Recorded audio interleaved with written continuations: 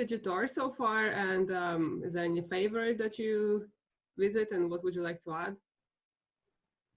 We played in a lot of country in Europe. So we had the chance to be in Spain, in France, in Romania, in Netherlands, in Switzerland, in England, Czech Republic. So Germany. Yeah, we have Slovenia too. So we have different opportunities, and we are so glad. Unfortunately, never Ireland, but it will be nice.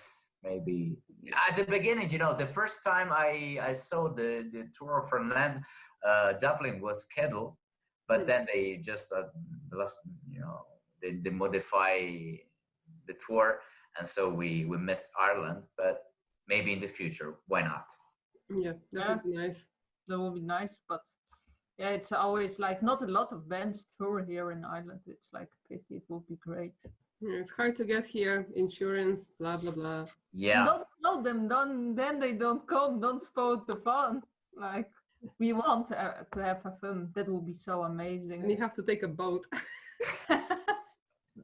Or fly to Ryanair in class. That's an option. Yeah. So, I think, but if I have to complete your question with my answer is, I think that Germany is one of the best country to play. The audience is always amazing. Sometimes cold, but sometimes they are really they enjoy the live scenes, and so it's my opinion, but I really like to play in Germany. Yeah. Well, I have to admit that the Underworld gig was one of my favorites because I love that place. And it's like a historical place for concerts. And also London. I really like London. One of my favorite European cities. Yeah. Camden Town, so. Yeah, also Camden Town. amazing. Yeah. Good memory.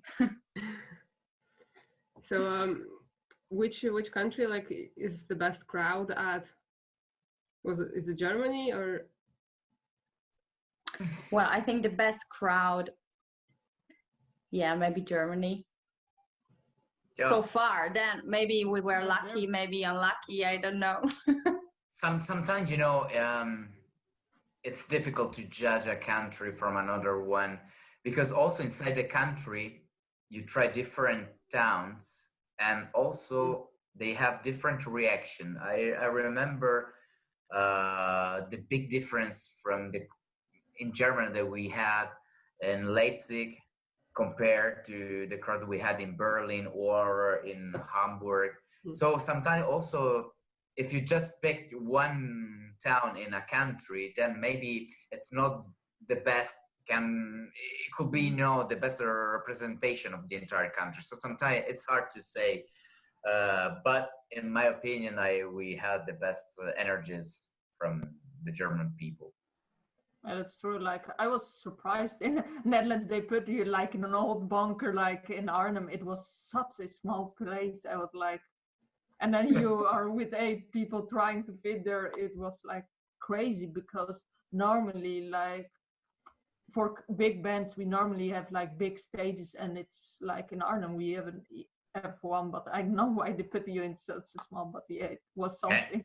It was horrible. It was so difficult to play this situation. But when I came there, I know maybe one band before, I had like 2 gigs there, but the first time I was there, I was like, where am I? Like, it's like an old bunker, it's muffy. It was like, oh, and then like I know the crowd, you were squeezed and so on, and then the stage was small. Well, we're used to, so no problem.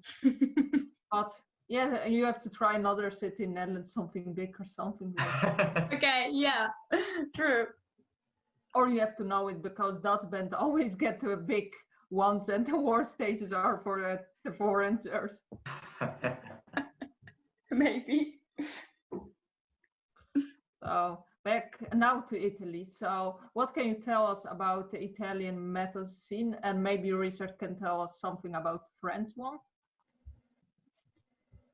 So let's Lucille. I let Richard answer that. Go first about Italy. Well, I can't really say because I'm a bit out, you know. I'm more into classical music and opera music, so it's hard for me to tell. I should get into it more. That's true. So that's what I'm gonna do. That's my, goal. To meet new people and talk to them. Like, I think in a metal scene from a country, people should talk and have, know each other, meet each other. I think we have to support each other because metal is still something that a few people like. So that's the truth. It's not mainstream. So there shouldn't be there should be supporting between bands, I think. Well, we receive that a lot. We have some friends. I have some friends from Italian metal bands, but like I should put more effort in it. I totally agree. France and Italy are not so far. I think that I would say that they are countries not for metal music.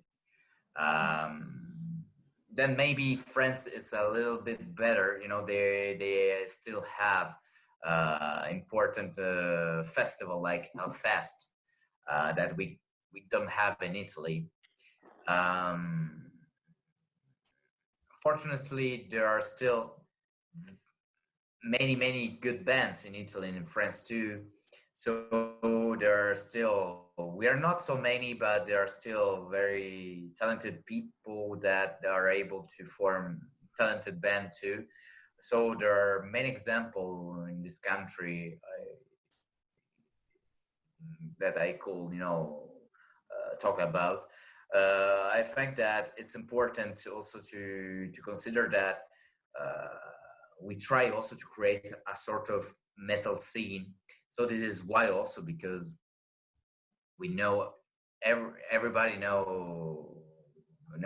we know everybody inside this community. We were a big community, so we can sometimes do some partnership collaboration, and it's cool. But unfortunately for the metal scene, it's hard for French bands and Italian bands to play in this country because venues, unfortunately, they're playing less and less metal. And so there are less and less spots also to opportunities to play your music live. Yeah. So you mentioned that you have like many friends in metal community in Italy. So Fabio Leone? Sure. Yeah. Would you like to collaborate with him on any projects because he did so many different things? Fabio, Shall I answer? Yeah. Go. Go. Okay. Well, I actually started listening to metal also because Rhapsody and Rhapsody of Fire and all the other Rhapsodies there are now. 10,000 Rhapsodies. So many. Yeah, so I basically grew up with his voice, so it would be great to do something with him. Yeah, I've been listening to them since 2000. Yeah, we already shared the stage one time. We were playing in Italy, and actually it was at the time singing with Vision Divine band. So it was nice. Cool. But it's really busy, man. So it's hard. Yeah, that will be hard. I believe, yes. So about Italy, what's your favorite Italian drink? I don't know. I think most famous maybe spritz. Spritz? I don't know it. Yeah, spritz is very famous from the northeast of Italy. Well, actually, you mix some prosecco, like champagne, with Aperol. It's sort of it's a really It's a really drink. it's a drink, but it's really really popular in Italy. Nice. It sounds like you're gonna drink it like a juice because it's gonna be very. So you have tried it, Richard, the drink, or you're just describing what you saw? No, I tried it. I tried it, but I never like it.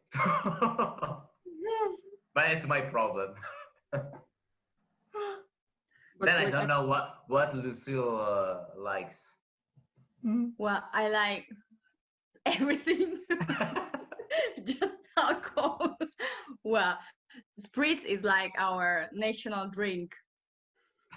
Like you drink at aperitivo. Mhm. Yeah, it's like the moment before dinner when you start eating, but not much, just a little bit, but you start drinking. And what about limoncello? It's like a big product, like in Italy. But then, Yeah, well, it's a different kind of drink. You start It's with like what spritz you and drink. you finish.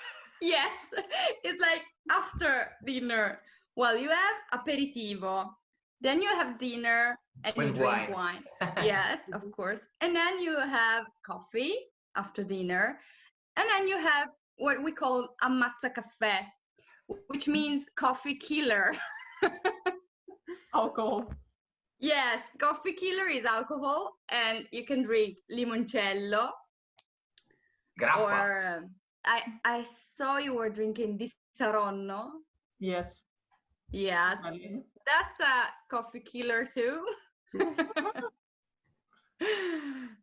And so on. Well, you can drink it anytime actually, but that's a tradition, let's say. Amazing. And the coffee is always like, what do you have for coffee? Is it latte macchiato or is it black? Because I see Espresso. Espresso. Yeah, espresso. Then you have 10,000 ways to to drink a coffee with milk, without milk, cold, with hot milk. With the cold milk. Double espresso, little espresso, cappuccino, Americano, cafe latte. So it's horrible to be a barman.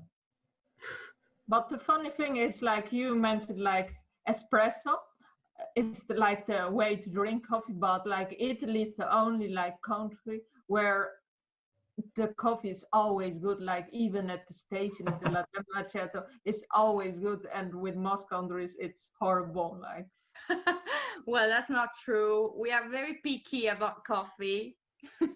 Actually, we are so picky about all the food. Yes, every time we are abroad, it's like no, this is shit. I miss the real Italian coffee. But, not always true. Depends.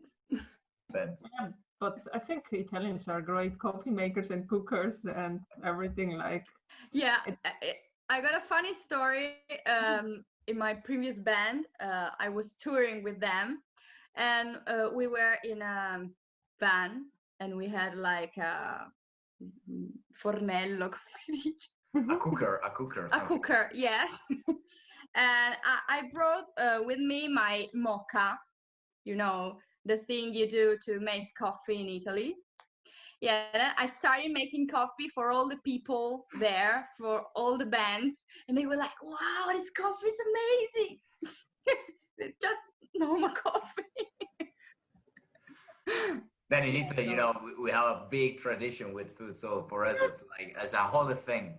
So if you talk about pasta and pizza, you have to be serious. If not, you have to know. So if you're cooking pasta, you have to make it from the scratch. You never buy the pre-made one. Well, no, you buy the made one, but you have to use boiling water and just stand for 10 minutes maximum. It have to be al dente. Perfect. For sure. And the amazing thing is, if you go to an Italian store, then you have black pasta, you have pasta in this form, and then in this form without gluten. It's amazing. So much choices. And that's the reason when I go on holidays, my parents, it's always like pasta, this, oh, this one looks nice, let's take it. Well, I'm not joking, but I think that there are at least 1,000 different kind of pasta in Italy. So sometimes I can hear some new words of kind of pasta that I never heard in my life, but they exist. So it's incredible. So if we you on the food question, sorry, as we're on the food question, what is your favorite food? Italian, obviously. Well, Bagna cauda. What's that? Well, actually, it's a real typical food from Turin, our hometown. But actually, we eat that only in our hometown, in our region, not in other Italians. They didn't know what it is. Yeah, and people wouldn't like it. Why? And there are, because it's something really strong. It's a sort of soup with with garlic. Lots of garlic. Only garlic. Oh. Kill a vampire. Yeah, it's totally killer. Well, you don't eat the soup. You use the soup to for vegetables, for with vegetables, potatoes, and what else? Meat, yeah. Anything, cookies. But the particularity of Italy is that we have 20 regions, and we just unified our country 150 years ago. And so before our country, we had different type of countries. So this is why each region have different type of language, different dialects, and we have also a different tradition of food. So if you look to the dishes that we can do in the northeast, they are totally different from the dishes that you can find in the northwest, in the south, in the center of Italy. So we have thousands of different dishes that people from other countries, they don't know. There are different ways to express our food. So this is why we are so proud for our products, and we can talk about food all the night. Yes, really. You want recipes? I give you recipes. And then there are big debates about how to do the real carbonara. Is it with guanciale? No, I can. No. There are debates, and we are incredible. What I find funny about Italians, like there is certain ways to make spaghetti bolognese. So in some parts you get like meat and so on, and we got like I think in the Flower River, so below. And then my sister ordered, and she got only like tomato sauce, and she was like, "Where's the meat? What's this?" Yeah, well, as he was saying, there are a million ways to make a bolognese because. Different recipe, different. Yeah, it depends on the families. It's like a secret recipe for each family. So my grandma used to make. No, my grandma did that. So it's always arguing, like. And then also, there are so many dishes that they don't exist in Italy. For instance, in America, they think that we are used to prepare garlic bread, but actually we never heard about garlic bread in Italy. There are different. Or fettuccine Alfredo. Alfredo, never heard of it. They don't exist. Safest one. Sorry, you're upset. So safest one is the pizza. Yes. Yeah, for sure. What's yours? I like the four fromage, like that one in Italy. Like that's amazing. Like the cheese and so on, it's amazing. Always melted. And then the pizza is so big. It's like my favorite one. But also there are big debates about pizza in Italy, because the real pizza from Naples has to be thick, has to be in a certain way with some product, but the pizza from Rome, it's different. So Yeah. This is why we talk just only about food. I will go with the region. Sorry, I will go with the region where they eat the thin pizza. In So Rome. Rome. Okay. But it's also dependable, like in Tuscany, I think the pizza is smaller than in northern Italy. So you pay the same price, but you get a smaller pizza and you're like, what? It depends. What the fuck? Yeah, exactly. No, Unlucky. I had the same problem here in France, that it's more expensive pizza, and then it's much worse than in Italy. So every time I'm pissed. You're stocking pizza when you're going to Italy and for her pizza. My mom put pizza inside, my wallet. Special delivery. Italian mamma. Okay, I say our viewers are getting hungry. Maybe we should move on. Sorry, guys. First, I want a pizza now. Yeah, me too. Yeah, it's really a comfort food. Yeah. Okay, so moving on. Lucille, I know you love cats. Not to eat, okay. But how did you find out that you are a cat person rather than a dog person? Like, when did you have your first cat? How old were you? Well, I was 9, so I grew up with my kitty. She was called Lulu. Yeah, she grew up with me, and then I decided to have more cats. Now I'm married and I live with my husband and 2 cats, and obviously I love them more. Lucille, so you had the Warcraft beer like thing before the interview. So you like playing Warcraft games or books? Yeah, you noticed. Yeah. Yes, I'm a huge nerd. So I like playing games, watching TV series, playing tabletop games, war games, role-playing games. So almost any kind of game. Yeah, and I played World of Warcraft a lot. The online one, right? The What? online, Sorry? the online game like the Warcraft, like the online game, or was it Yeah, like... online. Ah, Yeah, well, when I was younger. and then your favorite games? Which are your favorite games? Yeah, I will say I like MMORPG a lot because I actually can play with people. I was really into it a lot, like So- an addiction.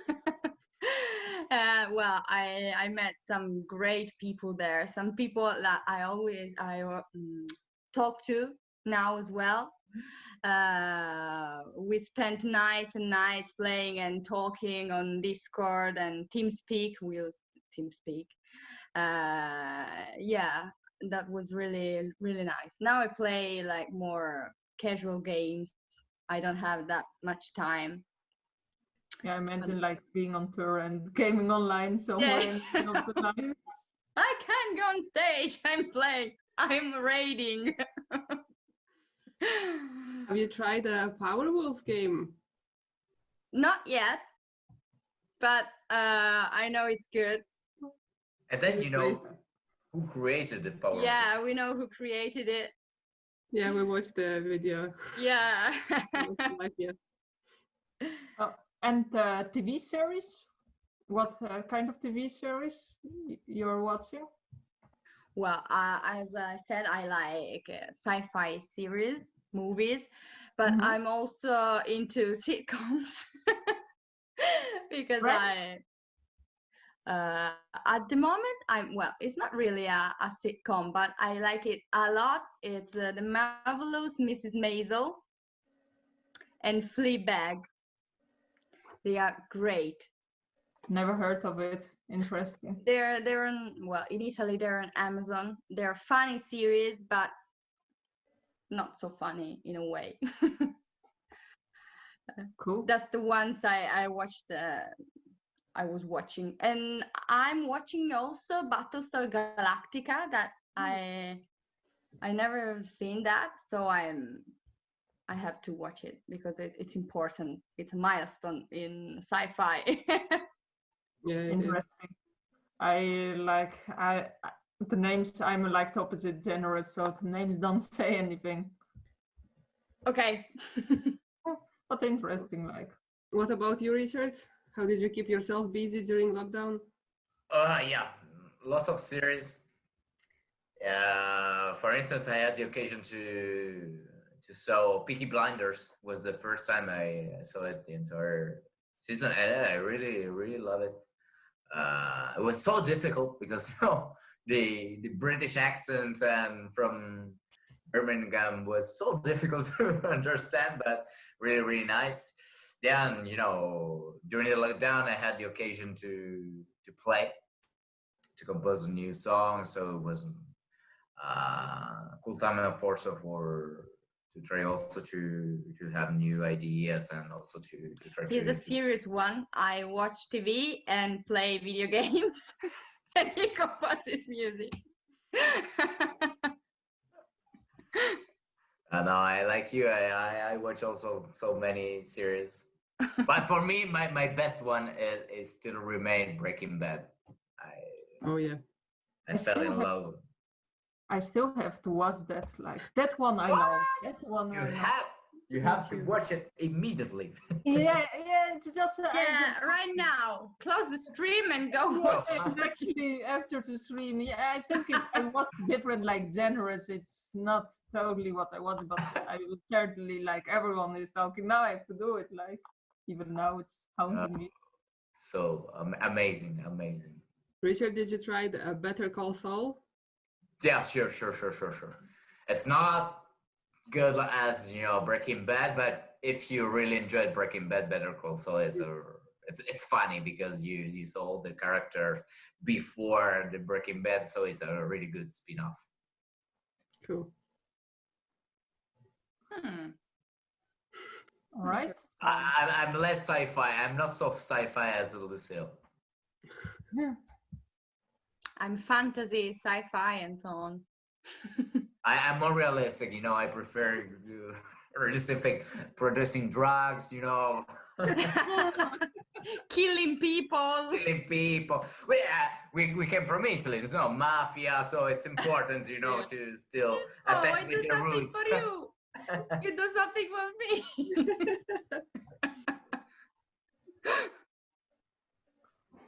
Cool stuff. So certainly I will check out some stuff you mentioned, like especially Breaking Bad, maybe the sci-fi. You have to. I will someday. So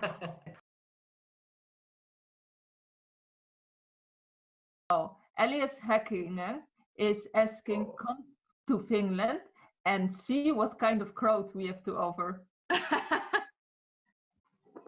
I think it's